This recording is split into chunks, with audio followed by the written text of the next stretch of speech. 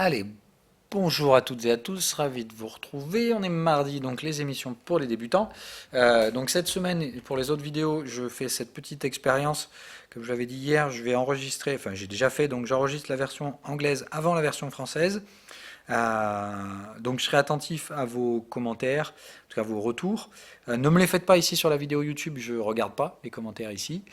Euh, ou peut-être, bon, enfin voilà, mais faites, si vous avez quelque chose à dire, quelque chose à reprocher, ou si vous sentez une différence ou quoi que ce soit, le faire remonter au modo dans le Discord.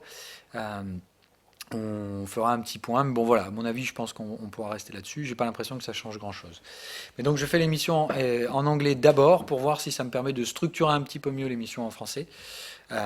Puisque certains donc avaient remarqué que j'étais plus concis et dédié à mon sujet sur les versions anglaises, probablement dû au fait que je les enregistre après. Donc que je sais déjà ce que j'ai dit pour la version française et que du coup ça permet d'être un petit peu plus synthétique et donc plus pédagogique. Donc on va essayer de faire ce jeu-là. Quoi qu'il en soit, donc c'est mardi, émission pour les débutants. Donc on va rester ici sur des trucs simples que vous pouvez maîtriser assez facilement. Toujours pareil, je reviens sur la petite intro, les traites de débutants, toujours pareil. Comprenez bien que c'est totalement contre-intuitif. C'est pas le genre de truc qui vous ferait, c'est vraiment contre-intuitif. La plupart des gens, comme toujours, se disent dans le marché, pour faire de l'argent, ça fait peur. Donc, pour pouvoir mettre de l'argent sans avoir peur, il faut que je comprenne quelque chose. Donc, soit je suis aveuglément un mec qui a l'air de comprendre, sauf qu'encore une fois, un mec qui a l'air de comprendre, c'est tout sauf un trader. Ça, bon, enfin, je peux pas faire. J'ai beau le répéter des centaines de fois, c'est dingue le nombre de gens qui vont toujours chez les arnaqueurs au trading. Donc toujours pareil, un mec qui vous explique le marché, c'est un mec qui n'y comprend rien du tout à ce qu'est le trading. Encore une fois, on ne doit pas vous expliquer ce qu'est le marché, sinon ça montre que soi-même on n'y comprend rien, enfin ça montre que soi-même on n'est pas du tout dans le vrai. Donc non, je ne dois jamais vous expliquer le marché. Ce qu'un trader vous explique par contre, c'est des schémas dans lesquels le marché réagit statistiquement de façon positive. En tout cas, risque, enfin, c'est de la gestion du risque qu'on doit vous apprendre. Certainement pas vous apprendre comment fonctionne le marché, pourquoi il bouge, tout ça, tout ça. Ok. Ça peut être intéressant par contre pour les traders moyen terme, parce qu'on l'a toujours expliqué. Il y a des altérations à la lecture technique du marché selon que vous allez tendre vers le moyen terme ou vers le plus court terme. Quand vous tendez à moyen terme, il faut absolument introduire la macroéconomie dans l'analyse graphique parce que l'un ne peut pas fonctionner sans l'autre. À moyen terme, le marché ne peut pas s'écarter de la macroéconomie. Alors oui, je sais, vous allez dire, oui, mais c'est n'importe quoi ce que tu dis, Phil, en ce moment. La macro, elle est baissière, les indices montent. Ouais, bon, ben, on en reparlera dans 2 ans. Mais j'ai quand même ma petite idée sur la chose. Alors, et pour l'instant, d'ailleurs, ça ne marche pas. On est bien d'accord, hein, les stops sont déclenchés à Wall Street. Patience, mais bon, il y a la fête demain et j'ai plutôt l'impression que ça va chambouler quelque chose. Donc on verra tout ça. Euh, et évidemment, quand vous allez à court terme, il faut bien comprendre qu'il y a des choses qui altèrent la lecture technique. C'est évidemment tous les flux de marché, c'est-à-dire je vous oblige, lorsque vous scalpez, à comprendre le fonctionnement d'un carnet d'ordre. Là, il s'agit bien de comprendre, on est bien d'accord, même si ça reste très subjectif. C'est-à-dire que je ne vous demande pas de comprendre les mouvements de marché, mais il faut bien comprendre qu'à court terme, il y a des mécanismes qui altèrent le pricing technique. Tout comme à moyen terme, il y a des mécanismes qui sont plus puissants que les mouvements de prix et que vos patterns. Okay. Autrement dit, la macro, elle sera plus forte. Si la macro est merdique et que vous avez des patterns haussières, il y a plus de chances que vos patterns haussières se fassent démonter. Hein. Bon, là, aujourd'hui, c'est l'inverse. C'est-à-dire qu'effectivement, les signaux techniques sont baissiers, la macro est baissière, mais le soutien monétaire fait que nos structures baissières sont mises à mal. Mais c'est encore une fois, c'est un schéma macro. C'est pas celui que moi je favorise, mais ça reste un schéma macro. L'injection monétaire, théoriquement, effectivement, ça fait monter les prix jusqu'au jour où ça crée la volatilité dans l'autre sens. Bref, on ne revient pas là-dessus. Évidemment, à court terme, c'est autre chose. Je dis, c'est le pricing, c'est-à-dire que là, il faut comprendre que les flux de marché sont rois quand on va à très court terme, tout ce qui est inférieur à 3 minutes. Mais hormis ça, tout ce qui se trouve entre les deux, évidemment, la stratégie technique, c'est la chose sur laquelle vous devez vous reposer le plus. Parce que sinon, il reste que de la subjectivité. Je pense que ça va monter, je pense que ça va baisser, je pense que ça va se retourner. Ça, je pense, c'est pas possible dans le trading. Ok ? Donc, vous, quand vous débutez, je vous apprends une chose. Commencez par les trades de range. À votre avis, pourquoi ? C'est ce que je vous disais avant, c'est très contre-intuitif. Donc, il est normal que vous ne voyez pas le but. Donc, c'est pour ça que je vous l'explique et que je le rabâche. Et je vais le rabâcher encore une fois ce matin, ça me semble essentiel. Le trade de range, c'est l'inverse de ce que vous avez envie de faire. Et pourtant, c'est ce qu'il faut faire. Je vous dis souvent, en plus, le pire, c'est que plus je forme des gens au trading, plus je me rends compte que cette règle est juste absolument maîtresse dans l'art d'éviter l'échec. Je vous dis, il ne faut pas nécessairement se dire que vous allez réussir en trading. Le but, c'est déjà d'éviter l'échec. Et la plupart des échecs, c'est tout simplement de céder à la facilité. C'est-à-dire qu'au final, on recherche tous la solution facile. C'est naturel et comme je dis, c'est probablement ancré dans les schémas psychiques de l'humain, de chercher la solution simple à un problème complexe. Alors qu'évidemment, on dit, pourtant, si je pose le problème sous cette forme-là, vous comprenez tout de suite que c'est stupide de chercher une solution simple à un problème complexe. Et bien c'est exactement pourtant ce qu'on fait tous. Voilà. Quand on est confronté au marché, comme je vous dis toujours, peur de l'incertitude, biais d'impatience, des trucs comme ça, et ben qu'est-ce qu'on fait? Comme on est confronté à ces biais, on lutte de façon la plus évidente, c'est-à-dire que on cherche la solution facile. Voilà. Pour lutter contre l'incertitude, on cherche à comprendre. Pour lutter contre l'impatience, on trade tout le temps. Donc ça, évidemment, c'est tous les biais de débutants stupides. Donc qu'est-ce qu'on fait? Eh ben, on se dit, ah bah super, il faut que je cherche des trades à faible risque, mais qui permettent de trader tout le temps. Donc on fait quoi? Du breakout, du trade de tendance, alors que bon, des tendances, il y en a une fois tous les 15 du mois. Des breakouts, il y en a plein, mais ils sont souvent dans les ranges, donc on fait n'importe quoi. Évidemment, tout ça, ça mène à des pertes. Et comme je vous dis, le but, c'est d'éviter de faire ces bêtises. Donc en fait, comprenez un truc. Si je vous fais commencer par les ranges, c'est parce que effectivement, c'est pas ce que vous sentez, c'est pas ce qui est le plus attractif, c'est pas ce qui est le plus bandant, c'est ce qui fait le plus peur, puisqu'évidemment c'est là où il y a le plus de chaos. Quand vous regardez un range, vous n'y comprenez rien, donc évidemment ça vous inspire pas la confiance, donc ça vous fait peur, donc ça vous repousse. Et pourtant c'est là qu'il faut aller. Plus c'est chaotique, plus c'est là où vous allez pouvoir prouver vos trades, parce que ça veut dire que très probablement vous avez affaire à des ranges, et c'est là qu'il va falloir que vous évoluiez. Comment on fait du coup pour lutter contre le biais d'incertitude dans un range? Apprenez à supprimer les prix de manière très stricte. Quand je vous dis au-dessus du contexte et 75% de retracement, enfin 76,4, ça efface normalement 90 à 95% des prix. Donc déjà, ça veut dire que 95% de ce que vous regardez dans un range ne sert à rien. C'est la partie chaos du marché. À partir de là, si vous voulez lui donner du sens, c'est votre problème, mais ça sert à rien. Vous pouvez essayer autant que vous voulez, c'est du bruit. En tout cas, c'est pas quelque chose que vous pouvez exploiter. C'est quelque chose qu'on peut peut-être exploiter sur les time frames inférieurs. Rappelez-vous qu'il y a quand même plusieurs couches de marché et que c'est pas parce que ici on est dans la partie non intéressante des prix d'un range qu'on n'est pas intéressant en horaire par exemple. Au sein du même range daily, voilà, c'est tout à fait possible. Mais comprenez bien que c'est comme ça qu'il faut que vous arriviez à voir le marché, dans un mode de recherche, et que dans ce recherche, il faut que vous cherchiez toujours les structures qui vous attirent le moins, c'est-à-dire les structures les plus bruyantes, et qu'il faut que vous trouviez des schémas récurrents dans ces structures. Pas des schémas complexes à la harmonic pattern et à l'Elliott wave, parce que ça, encore une fois, ce sont des faux amis. Ce sont même, j'ai envie de dire, vos pires ennemis si vous êtes débutant. On ne fait pas d'Elliott wave quand on est débutant, on ne fait pas d'harmonic pattern. Alors oui, vous verrez des traders en harmonic pattern et vous verrez des traders Elliott wave dans le Discord, mais ces gars-là, ils sont jaunes. Ils n'ont pas appris le trading hier, ils n'ont pas appris ma stratégie il y a 2 mois. Eux, ils connaissent les structures de range, ils les ont traitées déjà depuis un bon moment, ils savent filtrer les prix, ils connaissent leur machin, ils se sont juste orientés à maturité vers des personnalisations de ma stratégie. Je dis toujours, je ne vous donne pas un système clé en main à prendre pour devenir trader. Je vous donne une base de départ extrêmement solide et personnalisable à la suite. Je vous donne un socle qui fonctionne bien, et à partir de là, vous pouvez en faire ce que vous voulez. Mais je vous apporte une chose, la compréhension de la gestion du risque. C'est la seule chose à comprendre dans le marché. Le reste, c'est du bruit, ça sert à rien. Ou du blabla interminable, et je peux vous parler des heures et des heures de coaching psychologique et tout ce que vous voulez, mais on le fait ça, mais ça se fait en plus, d'accord? Pour la partie technique, la partie contrôle de ce que vous pouvez faire, il faut apprendre des patterns, et il faut comprendre comment s'archevêtrent ces patterns. Ça, c'est la gestion du risque.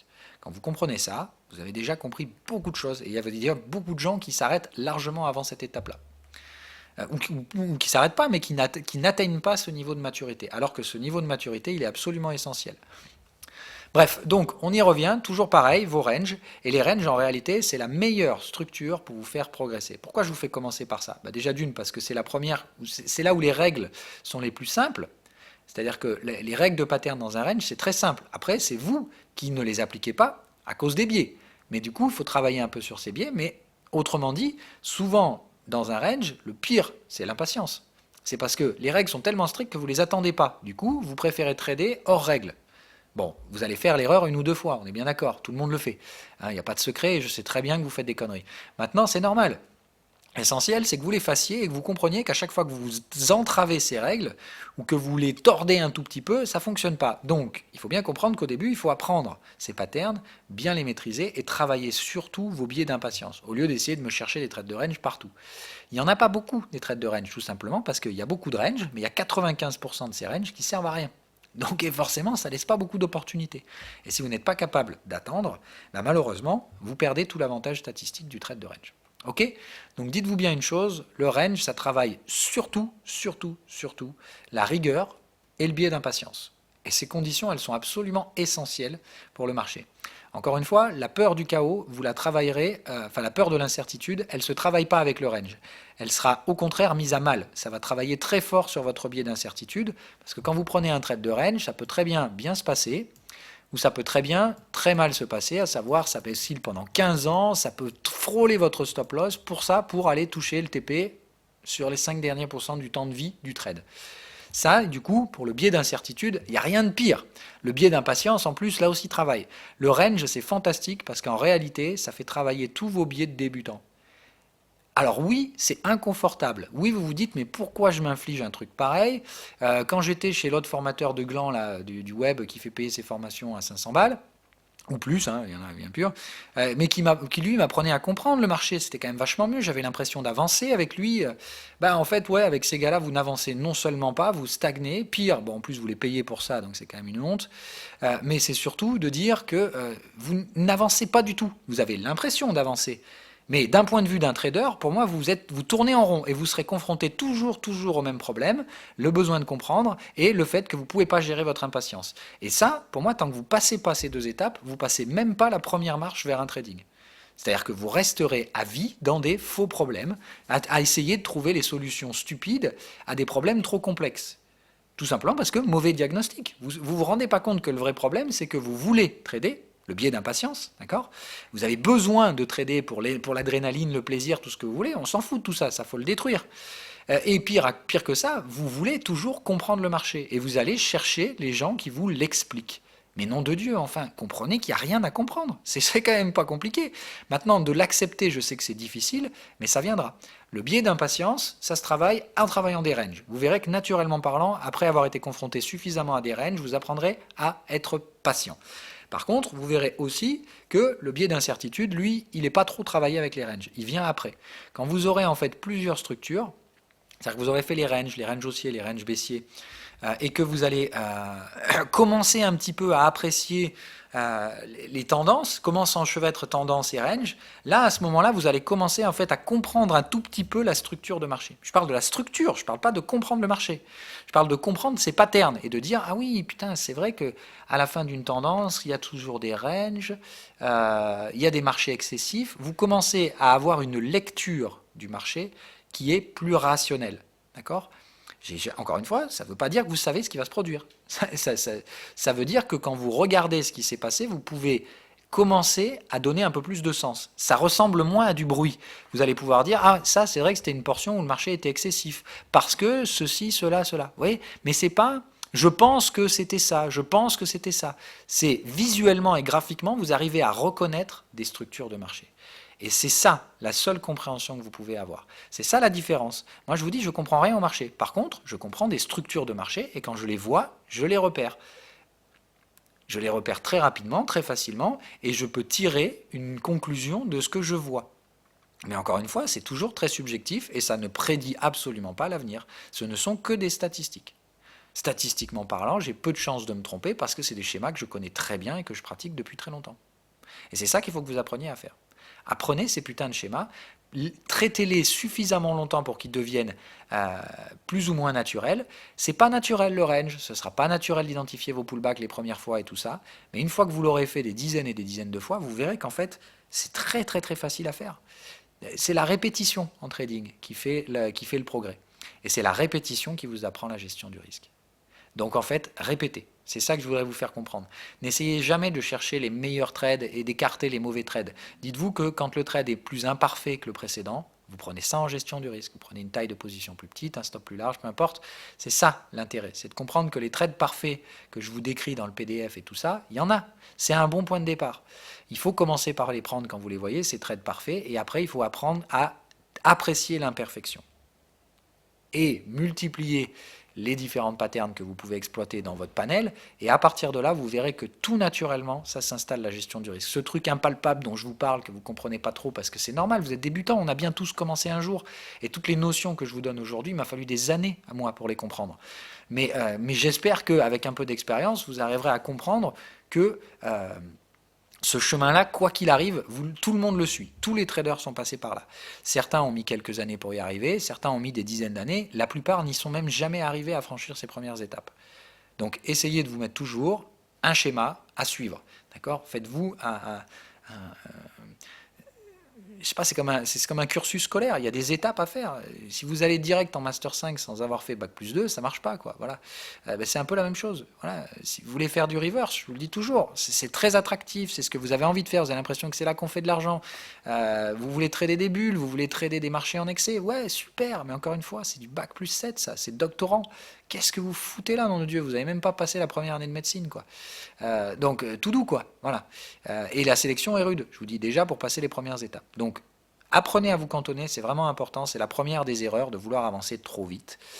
Enfin, c'est pas la première. La première des erreurs, je vous dis, c'est de lutter contre l'incertitude, l'impatience. Mais après, il y a toujours ce biais-là qui fait que vous voulez des résultats, vous voulez avancer vite, vous voulez voir que le temps que vous investissez est fructifié et produit des effets.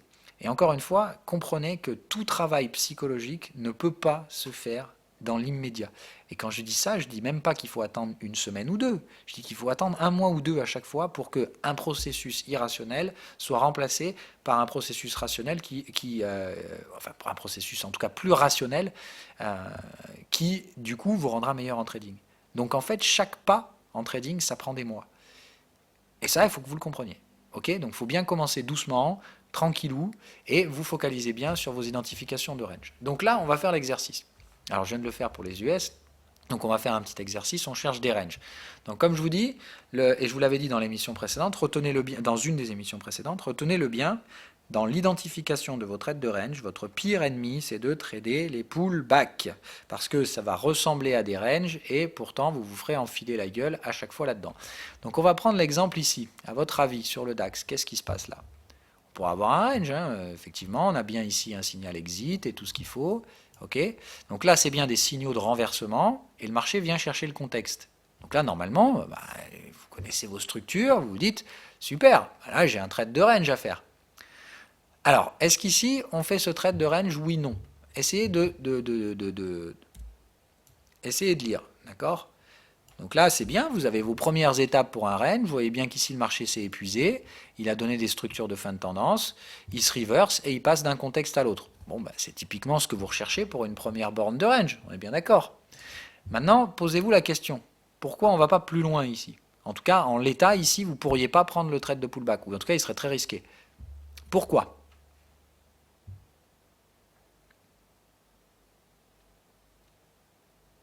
Je vous laisse réfléchir 2 secondes, il faut que vous trouviez toujours vos solutions. Regardez où on est, regardez les signaux, voilà. Pour moi, ici, il y a de très fortes chances que justement, on soit en train de faire le pullback. Et le problème du pullback, c'est qu'il peut très bien se faire comme ça, ce qui a le plus de chances de se produire d'ailleurs. Dans ce cas-là, votre trade de range ici va fonctionner. Okay, mais il peut très bien, malheureusement, se faire en dynamique. C'est-à-dire, on va là-haut et on consolide comme ça. Et on continue une nouvelle fois dans cette structure. Et là, si vous prenez le trade ici et que vous mettez un stop là, vous allez vous faire arracher le stop et après le marché va se retourner. Donc là, on est probablement dans un contexte de pullback sur le DAX. Ce qui fait que ici, si vous prenez ce trade là, il est très risqué parce qu'il y a de fortes probabilités qu'on soit dans le pullback. J'espère que vous comprenez ça. Ok ? Donc faites plutôt attention, là on est typiquement dans le type de contexte qui peut être emmerdant. Maintenant, ce qu'on peut noter aussi, c'est qu'ici on a quand même réussi à venir faire quelques clôtures sous les 50% du contexte, ce qui me laisse à penser que notre pullback on l'a fait ici. Donc, ici, je pense que c'est quand même pas inintéressant de venir chercher ce trade-là. Par contre, il faudra le faire doucement et j'aimerais bien qu'on baisse un coup de plus d'abord sur le DAX. C'est-à-dire j'aimerais bien ici qu'on vienne retourner le contexte. Si on ne retourne pas le contexte, ça ne marche pas pour moi. C'est-à-dire si là on se réactive fortement haussier, vous n'aurez pas le trade de range déjà parce que le contexte va rester orienté à l'achat.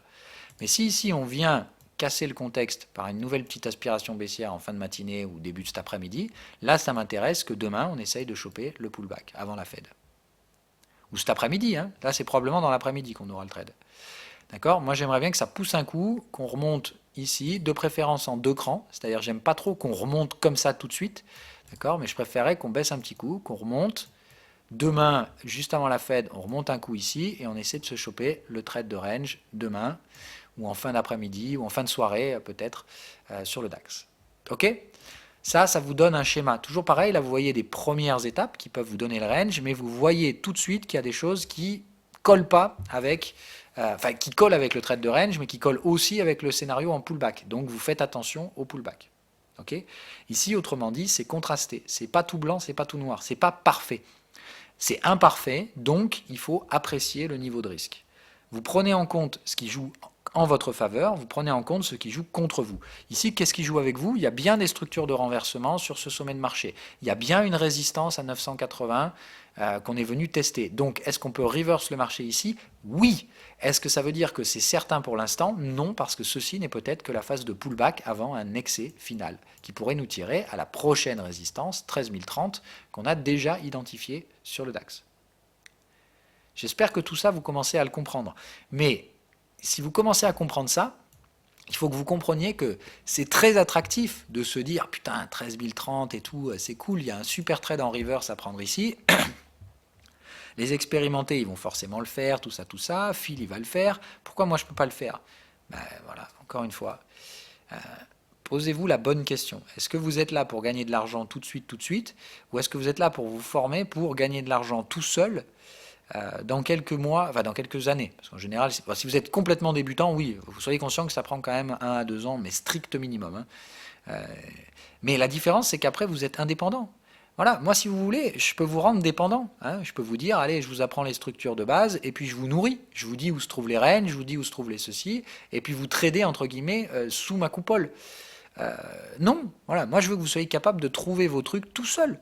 Et après vous personnalisez, et puis vous avez votre stratégie, et vous êtes indépendant. Après, soit vous restez sur le Discord par altruisme, j'ai envie de dire, parce que c'est le cas pour la plupart. Les oranges, vous croyez qu'ils en ont quelque chose à foutre du Discord, et ils en ont pratiquement plus besoin. Ils sont là parce que, comme vous, si vous y arrivez un jour, ils s'ennuient. Mais ils ont bien compris que le biais d'impatience, il faut le travailler autrement. Au lieu de regarder des graphiques toute la journée, ils savent très bien que ça sert à rien de regarder des graphiques toute la journée. Qu'est-ce qu'ils font? Ils vont vous aider sur le Discord. Je vous le dis toujours, un trader, c'est quand vous faites ça comme métier, d'accord, c'est-à-dire 100% de votre temps consacré au trading, en réalité, il n'y a même pas 10% du temps qui est utile au trading. Le reste, il faut le remplir. Donc, qu'est-ce qui se passe? Il faut être disponible pour le trading, mais il ne faut pas regarder les graphiques. Comment vous faites? C'est ce qu'on a dit la dernière fois, ce sont les mêmes règles que je vous donne pour lutter contre le trading obsessif et la phase obsessive du trading. Faire autre chose, je sais pas, faire du sport, avoir une activité créative à côté.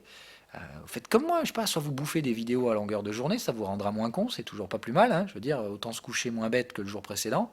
Vous vous instruisez, voilà.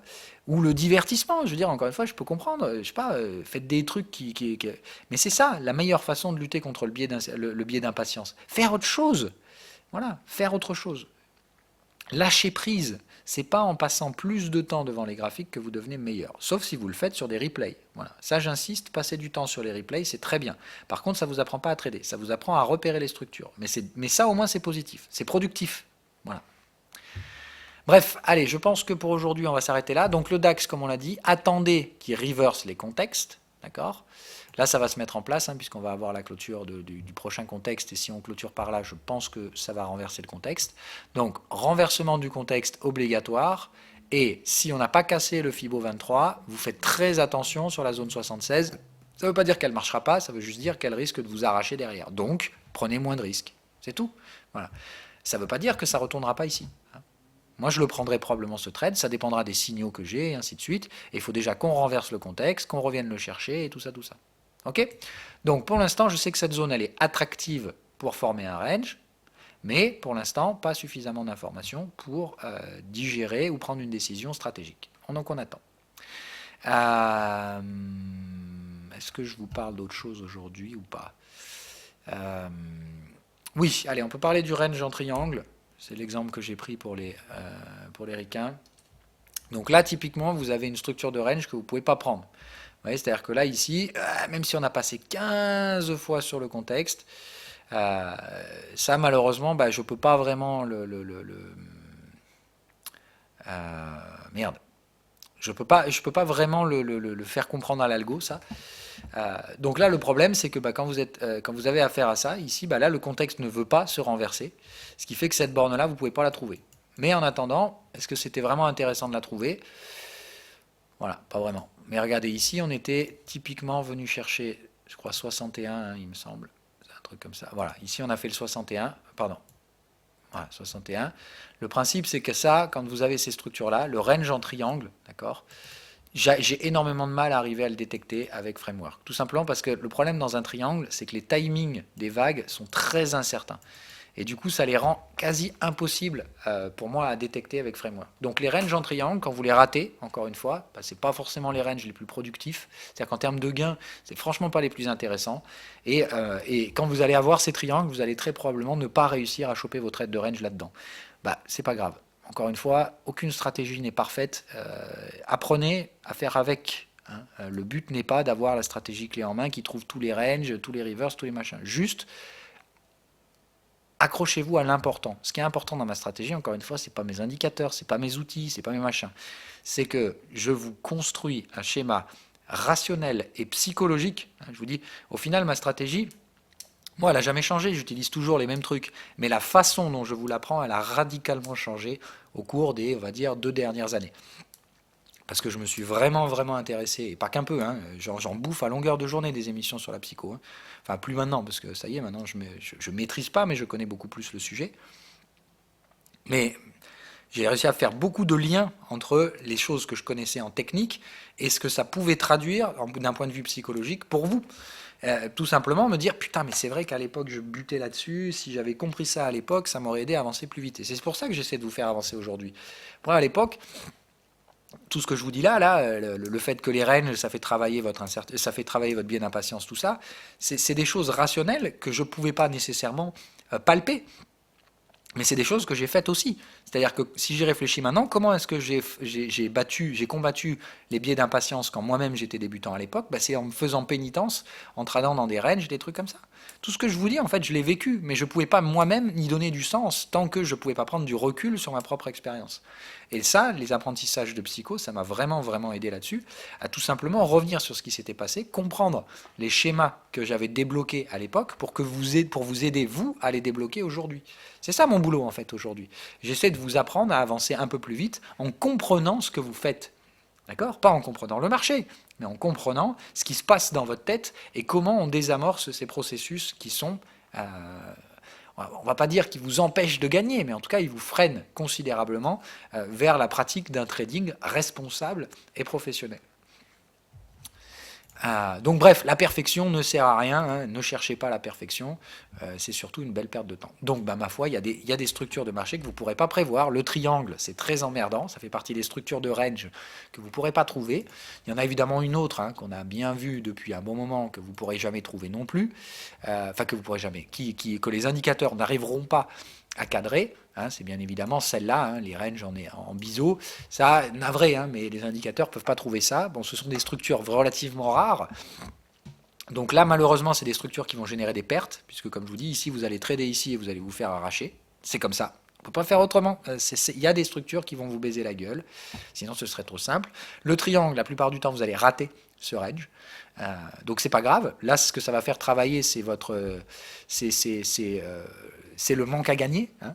C'est-à-dire de dire ah putain, un manque à gagner est une perte. Bah non, un manque à gagner c'est pas une perte, c'est juste que vous avez raté un trade. Et comme je vous dis, ça faites avec les gars, hein, vous ratez des trades toutes les secondes.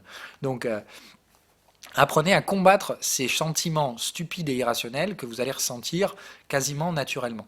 D'accord? Le premier truc, c'est qu'évidemment, putain, vous dites, ah, mais fais chier, je voulais choper le range sur le Bitcoin, il m'en a parlé en plus, il m'a dit qu'il fallait choper les ranges à court terme, mais avec ces indicateurs à la con, je peux même pas le choper le range. Ouais, c'est un triangle, c'est pas grave, vous avez raté un triangle. Déjà, le triangle, c'est le range le moins profitable. Donc, voilà, c'est pas grave, vous ratez le contexte le moins profitable. Et en attendant, vous pouvez quand même profiter de tous les autres contextes, tant qu'ils sont pas stupides comme Wall Street. Hop, pardon.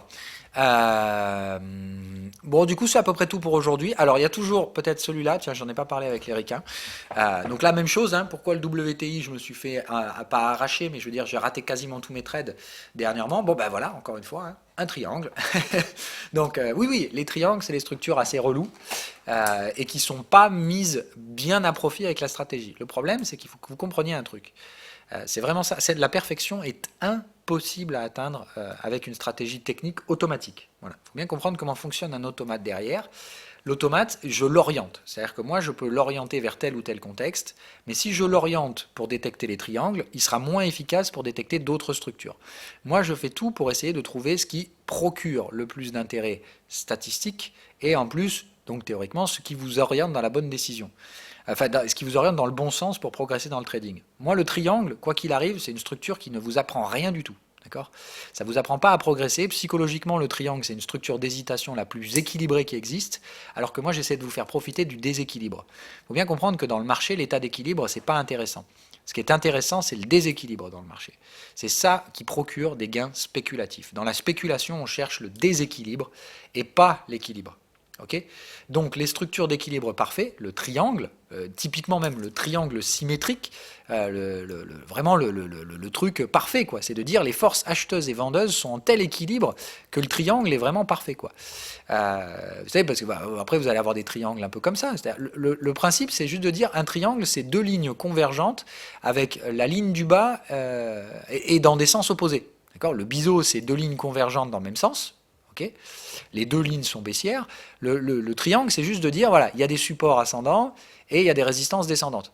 Bon, soit, c'est bien, hein, mais c'est de dire, voilà, le triangle n'est pas forcément toujours purement symétrique. Mais la plupart du temps, c'est ça que vous trouvez. C'est-à-dire un triangle vraiment symétrique qui traduit tout simplement l'indécision la plus totale et l'équilibre des forces acheteuses et vendeuses. Donc, si ma stratégie n'est pas capable de trouver l'équilibre des forces acheteuses et vendeuses, bon, ben moi j'ai envie de dire, dans un point de vue, dans un objectif spéculatif, c'est pas très grave. Donc voilà, apprenez à laisser passer. Je vous dis ça parce que j'ai reçu des messages hier.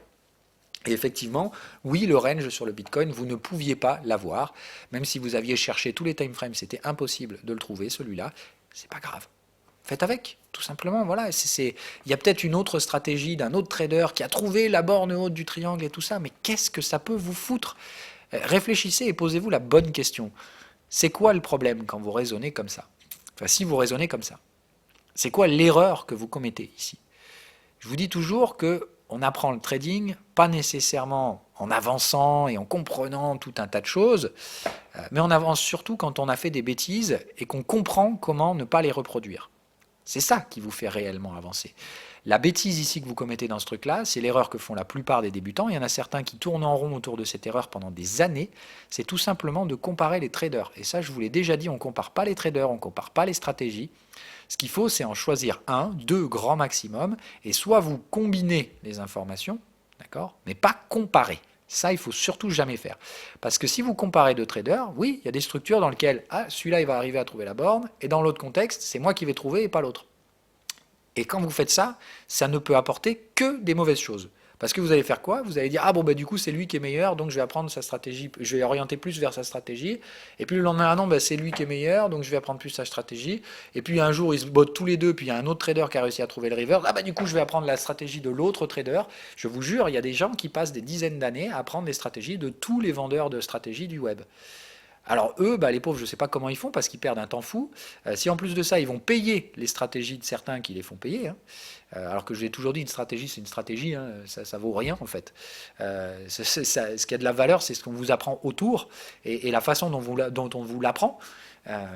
Mais une stratégie en elle-même, ça ne peut pas se vendre. Hein. Enfin, faut être con pour le vendre. Moi, je ne vois toujours pas l'intérêt de vendre une stratégie. Mais il y a plein de gens qui le font. Bref, allez, bon, je me perds. Je vais m'arrêter là pour aujourd'hui. De toute façon, il n'y a pas besoin d'aller plus loin. Donc, vous voyez de toute façon que c'est pas nécessairement le fait d'enregistrer les émissions en français avant les émissions en anglais. Hein. C'est tout aussi décousu en français aujourd'hui, malgré le fait que j'ai fait l'émission en anglais avant. Donc, bon, j'ai pas vraiment l'impression. C'est plus de dire, bah, je sais pas. Je suis probablement meilleur dans la langue de Shakespeare pour synthétiser mes idées qu'en français. Peut-être. Bon, on verra demain. Je continuerai toute la semaine. On fera le point à la fin de la semaine.